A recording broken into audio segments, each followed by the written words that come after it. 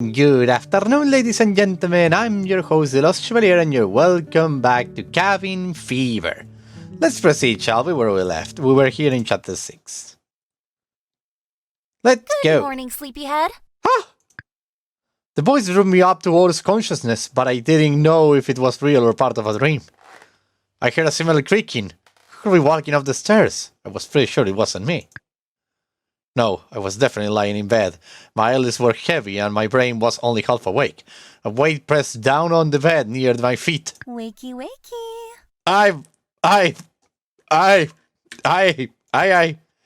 It sounded like Mallory. I tittered on the edge of consciousness, hoping I do be getting left alone to fall back into slumber. Aye. The weight at the end of the bed shifted, shaking me a little. I squeezed my eyes shut. Okay, you leave me no choice. What? Incoming pounce attack! What? Ah! I was jolted awake then, fully this time by the force of Mallory jumping on top of me. A panic shout escaped me as I yanked at the covers up as far as my neck, leaving only my face exposed. Mallory beamed, striding me proudly, her clear, aquamarine eyes filled with mischief. Oops, did I scare you? Ah. Well, you left me no choice. I tried calling you, throwing things at you, and wafting delicious smells in your direction. None of those worked, so this was my last resort for getting you to wake up. Ah! And it did the trick. You're awake now. Yes! What kind of monster just pounces like that on a poor, defenseless, sleepy person? Monster, you say? Wow, you sure do know how to give a girl a compliment. Ah! I scowled at her playful. I was pretty sure she was resting her whole weight on me, but she felt like nothing. And though I'd been legitimately startled and more than a little confused, I found now that I didn't dislike the situation.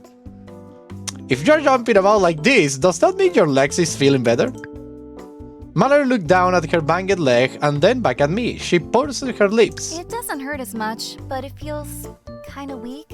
Like it might give out if I put too much weight on it. Roger that. So you have to stay in my home a little. There. I didn't know enough to know if that was normal or what it meant. I nodded vaguely and just stared up at her, and she stared down at me, and then I shook myself. So why did you need to move to wake me up so urgently? She cocked her head. I made you breakfast and I didn't want it to get cold. And Right. I was worried. You're usually up way earlier than this. And maybe I was a little lonely and sort of missed you. What did she mean by usually up way earlier? I craned my neck to check the clock on my nightstand. Oh, that was what she meant. Damn, what's up with me? I never sleep this long. Sometimes your body just needs a little extra rest. Okay, now... Yes? Mallory twisted, leaning over the bed, and produced as if from nowhere a plate of breakfast. Ta-da!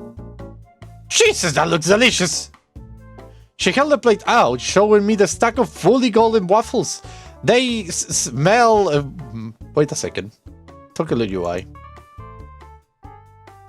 Ooh la la, what I can see. I can see some things. They smell amazing! Fruity and sweet, flecked with red and drizzled with maple syrup. My mouth is watering. I never knew there was an actually thing that could happen to mouths. Strawberry waffles from scratch will do that to you. Oh, delicious. You'll have to tell me once you taste them, but I think I may have outdone myself this time. The only thing I did make from scratch is the syrup.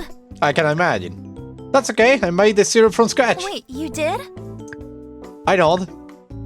There are tons of maple trees around here. I harvest their sap at the end of each winter. It's pretty simple. I drill small holes into the trees and insert what's called a spile, which is like a spout. The sap drains out through there and into the bucket. When I have enough to fill a pot, I essentially boil it down until it's mostly evaporated. Then it's syrup. And the best part is it keeps forever, so I can just store it in glass jars in my pantry. Mallory have never looked happier or more amazed or more beautiful. That sounds like some kind of fairy magic. It is. You are fairy magic. I laughed. The real magic is your cooking. This looks incredible, although... Do you mind taking it downstairs so we can eat there? I don't like to get dressed, and, well, Mallory looked like herself and the way she was traveling at me, and her face turned bright red quite rapidly. She scrambled to get off of me, nearly dropping the plate of waffles in her flustered state. I'll do that now. Sorry. See you downstairs. Roger. Without making eye contact, she raced down the stairs. There came the sound of cutlery being fumbled within the kitchen below. I dragged my hand down my face, equals part amused, exasperated, and happy. After breakfast, Mallory was quick to scoop up my plate and cutlery. I offered to help, but she said she would do them by herself. By now, I had learned that there was no arguing with her, not because she was particularly stubborn, but because I caved at the slightest pushback. She made me weak, but in a nice way. So while she cleaned up, I walked to the window overlooking the garden. The skies were dark and eerie, far more ominous this morning than before. The ground glistening and I could see little puddles on the path leading up to the door. They rippled as a gust of wind rushed past. Guess another day indoors. Look how gloomy the weather is. I glanced back at Mallory in the kitchen. She took a look through the window, making a little pouty face. Also, a cloud like this means we are not getting any solar, so we are relying on what's stored in the battery bank for now. We should limit how much electricity we use today. I should make some sort of water power thing. Okay, I'll be extra careful. Okay. I turned back to the window and pressed my hands against it. The glass was cold, much colder than usual. It is if it was going to rain all day and be chill. I should bring in some extra wood for the fire. 30 pieces should do. Then I stole another glance back at Mallory. Mallory in her threadbare sweater dress, so thin and so soft, so short. Better made it 50 pieces, I told my brain. My brain agreed. Oh my god, outside the rain was really coming down. I kept close to the edge of the cabin, sneaking along under what cover there was on my way to the woodshed. The ground was too muddy to use the wheelbarrow, so I figured I do have to make more than one trip. I gathered up a big armload of firewood and brought it back to the cabin. I repeated this process, getting water and colder as I went. On my last trip in the woods into the woodshed, it occurred to me that I would never have bothered with this much effort if it were only myself in the cabin. I would have do with the few logs I already have inside, wrapping myself in blankets, and if it came to it, suffer the cold. But Mallory deserved better than that. My god, I'm in love. My god, I'm in love right now, huh? After wringing all the wood inside, I laid it out in the towel beside the fireplace. I always inspected the logs for bugs. I didn't want to get anything creepy hitching a ride inside my home, like the freaking scorpion that hitches a ride inside my home almost every single day. I use wood to fire this place. Once that task was done, I arranged a couple of logs along with some kindling and got a little fire going in the fireplace. I sat there for a few minutes, stoking the flames while the wood hissed and popped. Soon the whole living room was toasty. Mallory appeared at my side and sat down. She leaned towards the fire, the orange glow warming her face. I caught myself staring at her and slapped my hands against my thighs. Well, I better make use of the time and get some work done on my computer. Doesn't that use up the electricity? Yes, but we need to do that. The computer load runs around 250 watts. A couple of hours wouldn't make much a difference. Mallory stayed by the fire while I went to my desk and booted up my computer. The sound of the drizzling rain outside and the crackling fire in the fireplace suited me as I settled into my chair. I could live like this forever, I thought. The peaceful atmosphere was interrupted by an annoying cascade of chimes from my email. I took a peek at my inbox and I saw more spam, of course. This is fine, maybe it was entertaining. I opened up the first of the sketchy forwards. Whoa! More news cure for the virus discovered! This says miraculous cure found. Dihydrogen monoxide combined with pink sodium chloride will save your life. Click here to learn. Yeah, no, that is definitely staying blue. And this other one has more emojis than actual words. You never know. One of those headlines might turn out to be true someday. Maybe. Oh, Mallory, you're such an optimist. I roll my eyes playfully.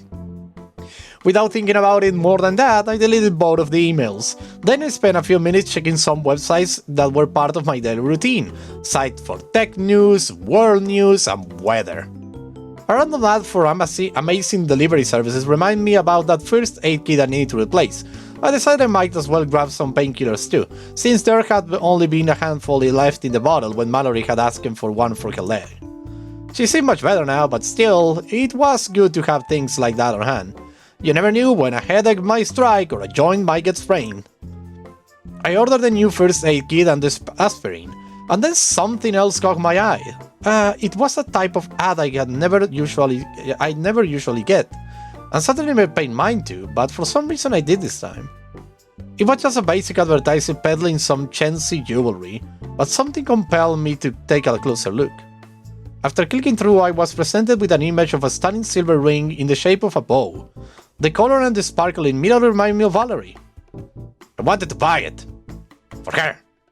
The next thing I knew, the order had been placed and a message appeared letting me know that all 3 of my purchased items will be arriving via drone drop within the next few days. The whole order plus delivery fees was ridiculously expensive, but what else was I going to spend my money on? I leaned back in my chair, a little bit in disbelief of myself. I looked over at Mallory sitting in the living room. She had the old basket of clothing set beside her, with a little pile of things neatly folded beside it. Her head was bent low over some garment in her lap, her fingers working away. I realized then that she was using a needle and a thread, sewing up holes and fastening bottoms back where they belonged. I forgot about the work I wanted to get done. I got up out of my seat and wandered over to look more closely at what she was doing. Are you mending my clothes? Oh, she brightened. Yes, those ones are already done, and these ones here are still in progress. Oh, thank you. I didn't even know with you to be working on this. Well, normally I work on it before I go to sleep or when I first wake up. I find it sort of meditative. Okay, thank you. You know you don't have to do all these things for me. I like keeping busy, and I like being helpful. You're so sweet. Really, you've been so generous and kind taking me in like this. I just want to do everything I can to help you. Can I kiss your cheek? She kept working while she talked, so sweet and matter-of-fact.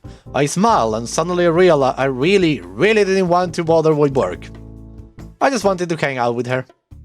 You know, I didn't think I'm in the right headspace for work today. Luckily, I don't have any looming deadlines, so maybe I will take 2 days off.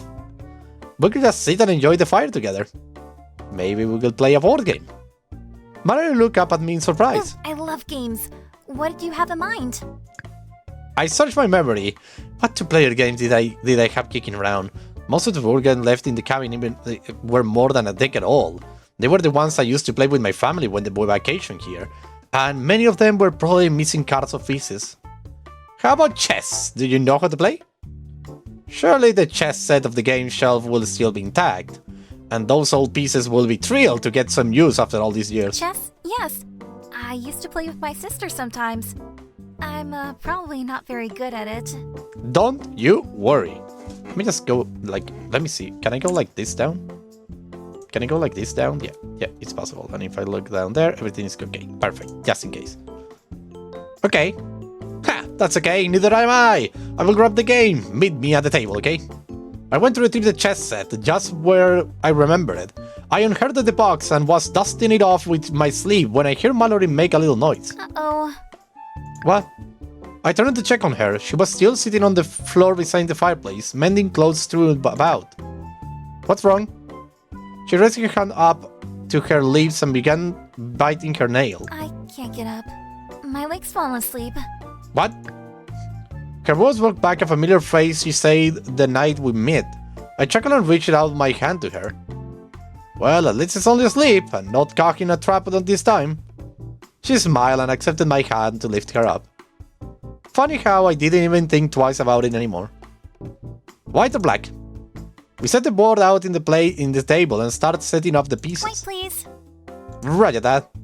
I sat down on the black side of the board and finished arranging my pieces. When I looked up, Mallory was examining the box with pursed lips.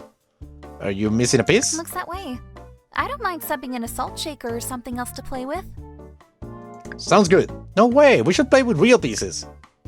She gave me a look. It was sort of dismissive, sort of disheartened, but I meant what I say and I knew how to cheer her up. Seriously, I can make you a proper chess piece, and I can make it look however you like. Mallory stared at me, one eyebrow a little higher than the other. How? My 3D printer! I held out a finger and headed towards my computer desk. Remember the gauze with the cute potato pattern on it? I print that out with my 3D printer, see? I took the equipment out and hooked it up to my computer, giving her a quick overview as I did. This is just a small one, but it's very useful and quite simple. I just plug in the USB cable to my computer, then use a program to tell the printer what to make. Wow, that's so cool. I know, right? I'm missing the queen. Can it make that piece? Of course. I let out a theatrical laugh, throwing my head back as I did. Ha ha ha ha! This baby can make anything your heart desires. Ask and you shall receive. She cradled her chin and while she talked. I desire a cat. A cat? A cat queen? Alright, that works. Can I watch? Of course. The enthusiasm she showed left no room for arguments. I loaded up my software to search for a cat and pick it up a cute figurine. I set it up to the printer and let Mallory press the very last OK button to get the process started. Several indicator lights on the 3D printer flashed as I got to work. It started to hum and whir. It's like something out of science fiction. It is, I know. Mallory tilted her head to get a better look at the printer. She stood up to lean over and watch the cat being formed from above. The angle exposed her cleaver and bra. I tried not to look, unsure if she was aware of what her position was putting on display. I'd rather assume it was a mistake and not take advantage of it, no matter how attractive the sight was. We were both quiet while we waited. Level after level, the cat queen wheeled up itself, and about 4 minutes later, we had our replacement chess piece. I removed the prints from the printer, handed it to Mallory, and watched her expression turn from amazement to joy. It's perfect. Yes! And it wasn't the only thing. We sat down to play, and the conversation came so easily. We shared what we knew about chess, how we each learned to play, and how the game itself dated back to the 15th century, and now these days most people play it online. We talked about Deep Blue, the first computer to beat the world chess champion, and then the conversation turned to other random things that made us laugh, little anecdotes from childhood, questions we have about the universe. It turned into one of those days where the time just passes you by, impossible to notice. Until Mallory set up straight while I was contemplating my options, pointed urgently. Hey, look! There! The clouds are breaking. Huh? No, I'm not falling for that. You just wanted me to turn back so you can move the pieces around, you trickster you. Yeah. I'd scared at her, shaking my head, and she laughed. No, seriously. Look, the sun is shining over there. Can we go outside to look at it? I twisted in my seat. Though the window I could see the great grey sky, and there, over the mountains, a glowing crack shedding golden sunbeams down onto the land. Wow. Okay, yeah, good idea. And I know the perfect viewing spot. Mallory gleefully hopped off her chair and took my hand in hers. Let's go to the roof! Outside the air was damp. We walked together around the side of the house to the ladder I'd used the other day.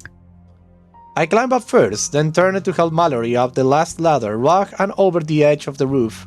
Her hands felt a little fragile in mine. This game is so cute, I love it. I love it so freaking much. Watch your step, it's still wet and might be slippery. Luckily the ridges help give direction. We stood side by side, and out of the abundance of caution, and only an abundance of caution, I held her.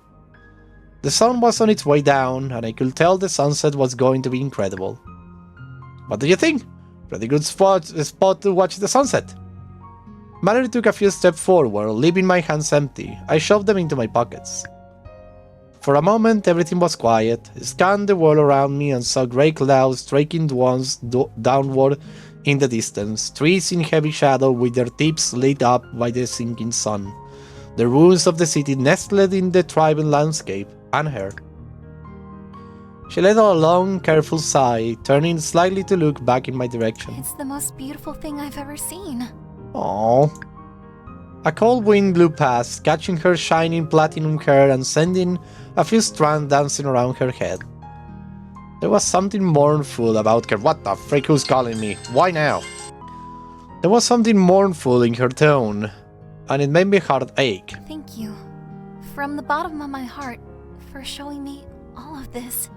What is happening and why do I feel that I'm going to cry? I should take a picture of this. Yep. I stared at her, wondering why she sounded so sad, yet also understanding that her sadness was the same as mine. God, she was beautiful. I stared and didn't know how I'd live so long without her. Aww. Something changed up there on the roof. I came back to myself when a strong, cold gust rushed past me, and I realized the sun had deepened beneath the horizon. I just spent the whole time watching Mallory instead of watching the sunset. It's already over? It happened so quick. Don't you dare die on me. Yeah, it did. Mallory had her arms wrapped around herself. I saw goosebumps on her legs, a little shivering in her shoulders. I don't know about you, but I'm freezing. Shall we go back in? I never paid attention before. I never cared. She was so sad. I wanted to make it stop for her, but I didn't know how. Maybe the most beautiful things are beautiful because they are fleeting. You have to appreciate them while they are there. But hey, there will be another sunset tomorrow. It was getting dark now. I felt a few raindrops, and the air felt heavy and sharp. It started to rain again. Come on, let's go in. Mallory turned slowly, nodding, not looking me in the eye. I stood by the ladder. After you. Her head was bowed and she moved so tentatively, but I couldn't tell whether it was because she was sad or because she was nervous. Help her off the roof. Let me help you down. I offered my cap, she grasped it firmly and shuffled towards the edge of the roof, turning around. She lowered herself onto the ladder slowly, making her way down one careful step at a time. I waited for her to reach the ground before I climbed down after her. Thank you. You're like my own personal guardian. I feel like you'd never let anything bad happen to me. Never! Not if you could help it anyway. Yes, I will never. Of course, I care about your well-being. She smiled at me, and we carefully made our way back inside the house. The fire had burned that low, but the inside of the cabin was warm and inviting. I felt a strange sense of calm. It's so nice in here. I didn't realize how cold I was. Yeah, it was cold as hell outside. I nodded, resisted to yours to remind her about the jacket I do offer every time we went through the door. I could tell she wasn't in the mood for me to poke fun at her. It was getting late, my stomach ached for something to eat, and I was sure she needed something too. How about I heat up something from the freezer, and while we're waiting, we can have tea. It's my turn to make it this time. That sounds nice. I will do it. She settled herself by the fire, gazing into the glowing embers. She seemed a million miles away. I made my way over to the kitchen and filled up the kettle. I took out a container of stew and began the process of throwing it onto the stove. I searched through my pantry for a particular jar of loose-leaf tea, something I wanted her to try, and waited for the water to boil.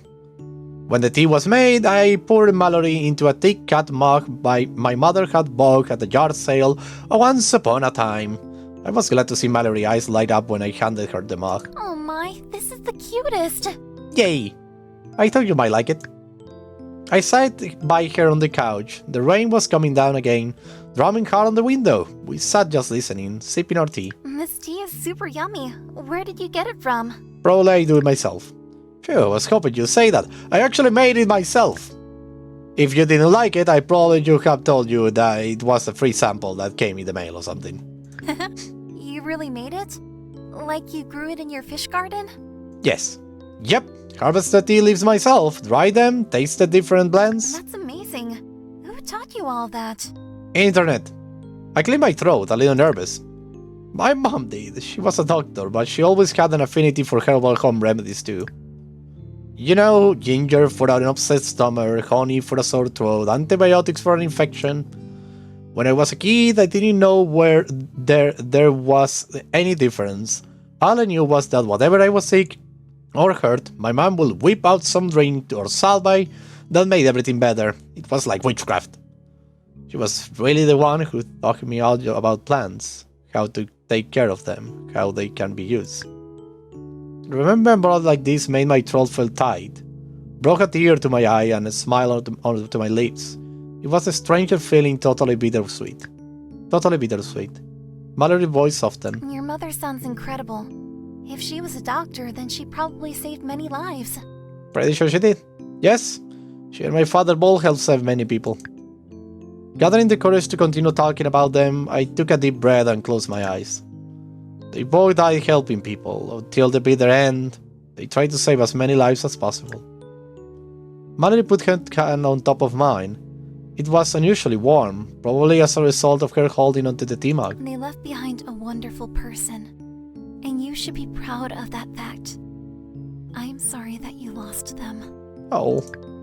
Hearing her kind words nearly sent me into another wave of emotions, but I managed to hold them back. Thanks. So, it's your turn again. I have told you about my parents and my dog, but you haven't told me anything about your family. I tried to make my voice sound light and teasing, but really I was serious. I wanted to know her. Her hand twitched, and for a second I was afraid she would take it away. But she didn't. She just stared at me, and the silence went on so long I felt I had to feel it. Honestly, Mallory, why are you so secretive? Why can't you tell me what you were doing out there in the rain that night? I want to know what brought you to me. That did it. She pulled away and sank a little deeper into the couch, looking so sorrowfully hurt. I'm scared to talk about it. No. Just thinking about it hurts so much. And I'm afraid that if I say it out loud, I won't be able to take the pain. Okay. I frown. I understand, but if you share it with someone who cares about you, then they will carry off some of that pain too. You won't have to shoulder it alone. That someone is me, by the way, in case it wasn't obvious. She smiled softly. I do want you to know me. To know about them. My family. Life was hard, but I loved them so much. It was just me, my mom, and my little sister. That was my bubble. We lived in a 2-bedroom apartment. We learned to do a lot with the little. Cooking nice meals out of subpar food. Dressing up in old worn-out clothes. Reenacting our favorite books when we couldn't read because the power was out again and there was no light. Our mom was a factory worker, so she had to go out every day to earn money for us so that we could at least survive. When she started showing symptoms, they sent her home. Wait, what? She tried to protect us. She stayed in her room, but we still went in. Always trying to get her to eat or drink. Giving her aspirin to keep down that awful fever. Shit. She kept telling us to stop coming in. We called for an ambulance already, but we were still on the waiting list. And what were we supposed to do? Leave her to die alone in her room? Well, she did die. My sister was with her when it happened. But I was out in the kitchen making us all something to eat. I can't even remember what it was. Oh. Boy. Oh. That's... damn it. A tear ran down Marley's cheek. By the time it was our turn for the ambulance to come, it was only to take away a body. My sister and I, we didn't know what to do. How were we going to be able to buy food or pay for electricity? We were at the mercy of companies already struggling to produce anything. Factories in the middle of shutdowns due to waves of sickness. And it just seemed hopeless. But, you know, we had learned about people living outside the cities. Smaller communities living off the land instead of trying to survive the old way. We thought, if that was real, maybe we should just leave the city behind. Somehow figure out a way to be like those people. Like you. I know that for a long time I'd wondered why anyone ever chose to stay in the cities. Eventually I realized not everyone was lucky enough to have inherited an off-grid cabin like I did, I couldn't imagine the possibility of getting started from scratch. Mother gripped the edges of her sweater dress so tightly she trembled. About a week after our mom died, my sister gave me some laundry she just finished washing. She asked me to hang it out on the balcony to dry. And while I did that... What? She locked me outside. What? I thought it was a prank at first. But she wouldn't let me in, and I got upset. I was banging on the door, yelling at her through the glass to open up. She told me she couldn't because she was sick. Shit. She'd started developing symptoms the night before, and she struggled with it all night and all morning. And finally, I begged her to open the door. She refused. She said there was no safe way for us to stay together. Our mother's attempts to protect us hadn't worked. So my sister decided to take drastic action while she could. Oh, fuck. My heart sank like a stone with every word she spoke. She locked you out to save you. Mallory nodded slowly. We both cried, looking at each other from opposite sides of the glass, while she begged me to go. So, I did. I climbed down the fire escape and just started walking. I wandered along the river and out through the suburbs into the woods. I didn't have anywhere to go, so I just kept on going. Eventually, I was heading up the mountain, totally lost, and that's when I found this place. I shook my head, completely at a loss for words. I never could have imagined that this was her tale. Even when she first came to me, bleeding and rain-drenched, she'd have been bright and kind and helpful. Then I remember the quiet little sobs I heard after turning my back, and the way she sometimes seemed so far away, and I wanted to wrap her up in my arms and hold her so tight that no more grief could catch her. She turned and smiled at me through her tears, and I realized how good she was at putting on that brave, optimistic I face. still think that maybe, somehow my sister's okay. Maybe she called for help and they came in time, and found room for her in a hospital ward, and she's fighting right now to pull through. Freak. I wonder if this was fate all along. I found you, and you taught me all these things. And we're all going to be just fine. God damn it. Stunned by her words, I slid off the couch and kneeled before her. My body acted on its will on its own. Relieved that she was safe here with me, I took her hands in mine to reassure her. I think you're right. I think it was fate. Because as much as you needed someone like me, I needed someone like you even more. I felt like I was drowning in her eyes. The rain was beating down outside, roaring louder as gusts of wind sent torrents crashing against the cabin. I felt this closeness with her, and I hungered for more. More talking, more banter, more laughter, more time, more touching, more everything. Through the noise of the rain, I hear the pot of stew I'd left in the stove. I started to bubble. I should check that.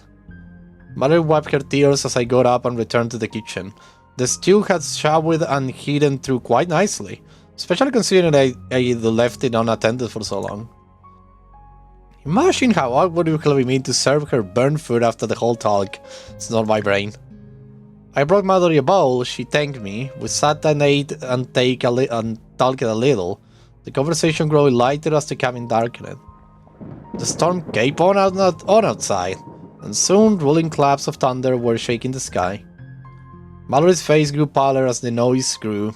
She set her empty bowl aside and shifted uncomfortably, eyes glistening. It's gotten pretty late. I guess we should go to sleep. Probably.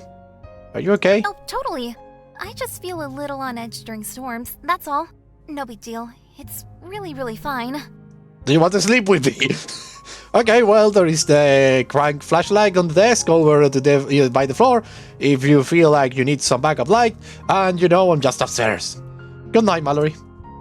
I climbed upstairs, got undressed, and crawled into my bed. I started at the ceiling as rain powdered the window beside me, with howling down over the mountain ridge, just looking at the ceiling. I thought about everything Mallory had told me, and everything that had happened between us over the past few days. I turned off the light. Slowly I drift towards sleep, less and less aware of the flashes of lightning and booming thunder. I started to dream without fully realizing it. Imagination that my old house cat, Fidget, had crawled onto the bed with me. Imagination that my bed was floating on an ocean wave. A crack of thunder louder than the rest, and a squeal coming from somewhere very close woke me. Ah! Oh my god! Hello! Hello!